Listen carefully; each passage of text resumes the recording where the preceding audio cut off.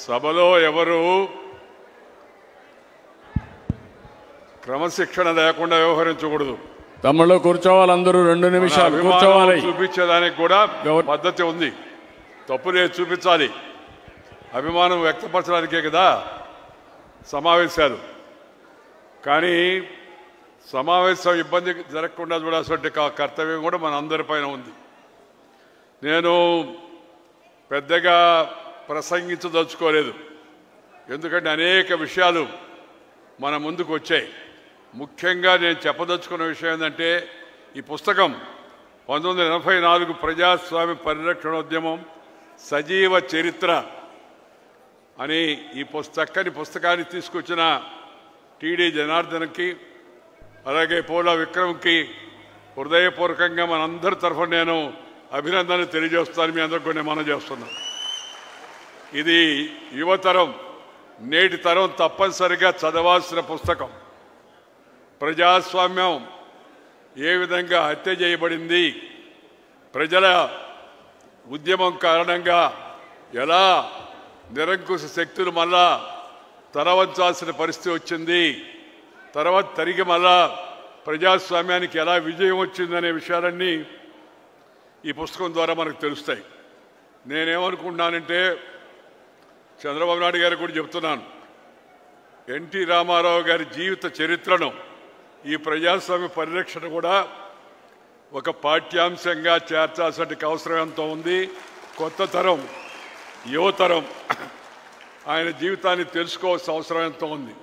మహనీయులు ఎందరో ఉన్నారు పెద్దవాళ్ళు, వాళ్ళ జీవిత చరిత్ర కూడా మనం కొన్ని తెలుసుకున్నాం. ఆ ఇంగ్లీష్ వాళ్ళు పోతూ పోతూ వాళ్ళ భాషను మనపై రుద్దిపోయినందువల్ల వాళ్ళ చరిత్ర కూడా మనపై రుద్దారు.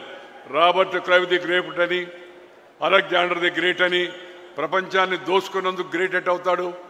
కానీ మన వాళ్ళ చరిత్రను, మన మహనీయుల చరిత్రను, మన అల్లూరు సీతారామరాజు, మన వీరపాండే కట్టబొమ్మన్, లేదా మన యొక్క రాణి రుద్రమ్మ, ఇలాంటి వాళ్ళ యొక్క చరిత్రను తగినంతగా తీసుకురాలేదు.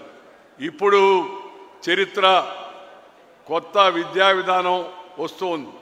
చరిత్ర రాసేవాళ్ళు ఈ పాఠ్యాంశాల్లో ఒక భాగంగా శ్రీ నందమూరి తారక రామారావు గారి జీవిత చరిత్ర, వివిధ పార్శ్వాలు, అలాగే ఈ ప్రజాస్వామ్యానికి జరిగినట్టు యొక్క ఆ హత్యాకాండ, ఎలా ప్రజా ఉద్యమం ద్వారా తిరిగి మళ్ళా రామారావు గారు ముఖ్యమంత్రి అనే విషయాన్ని కూడా యువతరం తెలుసుకోవాల్సి ఉంది. ఎందుకంటే ప్రజాస్వామ్యాన్ని పరిరక్షించుకోవాల్సింది, దాన్ని ముందుకు తీసుకెళ్లాల్సింది వాళ్ళు.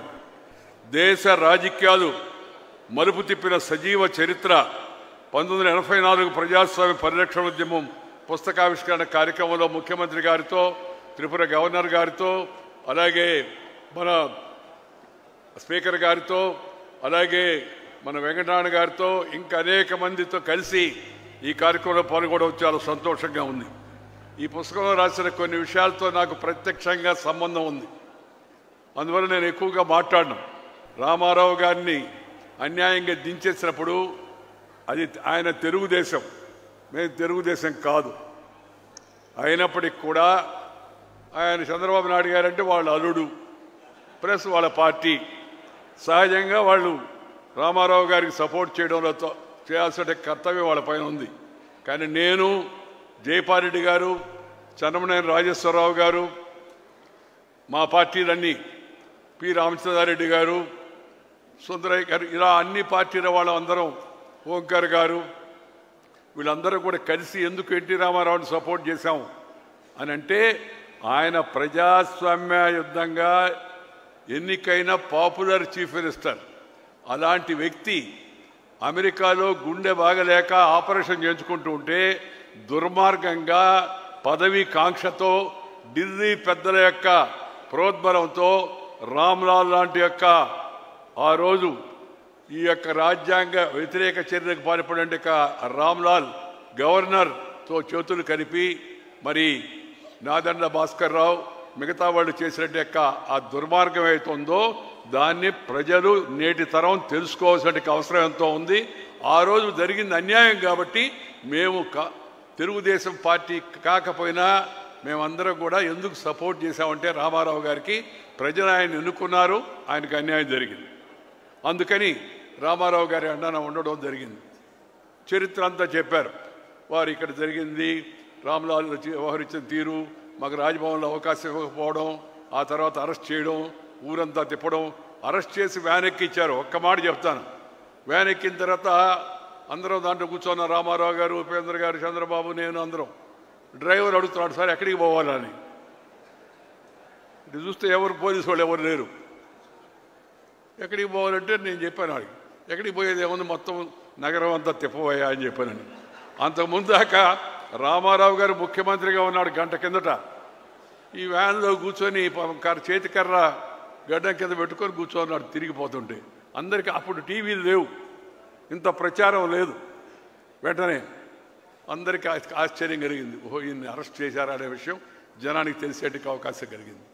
ఈ ప్రపంచంలో అతిపెద్ద ప్రజాస్వామ్యం మన దేశంలో ప్రజాస్వామ్యాన్ని నిస్సిగ్గుగా కూనీ చేసే ప్రయత్నం చేస్తే దాన్ని రక్షించుకోవడానికి ఒక గొప్ప ఉద్యమం, అదే ప్రజాస్వామ్య పరిరక్షణ ఉద్యమం.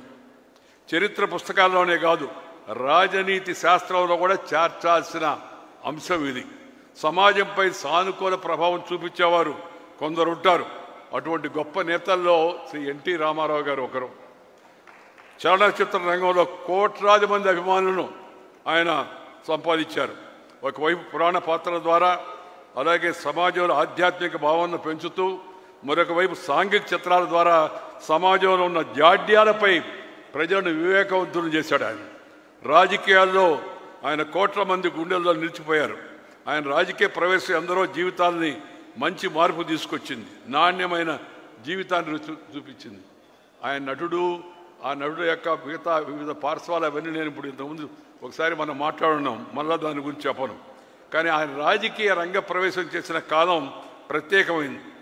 దేశంలో రాష్ట్రంలో కాంగ్రెస్ నిరంకుశత్వంగా పరిపాలన సాగిస్తూ ఉంది. ఆ సమయంలో ఎలాంటి రాజకీయ అనుభవం లేని రామారావు గారు తెలుగు ప్రజల కోసం రాజకీయాల్లోకి వచ్చి ముఖ్యమంత్రి కావడం అవుతుందో అది చరిత్రాత్మకమైన ఘట్టం అని చెప్పి మీ అందరికీ మనం చేస్తున్నాను. ఆయన పాలన అనేక మార్పులు తీసుకొచ్చాడు. అవన్నీ కూడా నేను పెద్ద వివరంగా చెప్పదలుచుకోలేదు. సంస్కరణలు తీసుకొచ్చాడు. అప్పుడే ₹2 కిలో బియ్యం పెట్టాడు. ఇప్పుడు మోడీ గారు కూడా దాన్ని ఇవాళ కొనసాగిస్తున్నారు. మహిళలకు ఆస్తిలో సమాన హక్కు ఇచ్చాడు. ఇది సమాజానికి చాలా అవసరం. దేశం అంతా కూడా దాన్ని చక్కగా అమలు చేయాల్సిన అవసరం ఎంతో ఉంది. మండల వ్యవస్థ పరిపాలన వికేంద్రీకరణ చేసి, అంతా కేంద్రం కాకుండా వికేంద్రీకరణ చేసి, సబ్ రిజిస్టర్ ఆఫీస్ కానించి, తాలూకా ఆఫీస్ కానించి మండల వ్యవస్థ ద్వారా తీసుకొచ్చి వికేంద్రీకరణ పలికాడు. అలాగే వెనుకబడిన వర్గాలకు అందరూ మాట్లాడేవాళ్ళే కానీ చేసి చూపించిన మొట్టమొదటి వ్యక్తి ఎన్టీ రామారావు గారు. వెనుకబడిన వర్గాలకు జిల్లా పరిషత్ చైర్మన్లు కూడా వచ్చేటికి అవకాశం రామారావు గారి వల్ల లభించింది.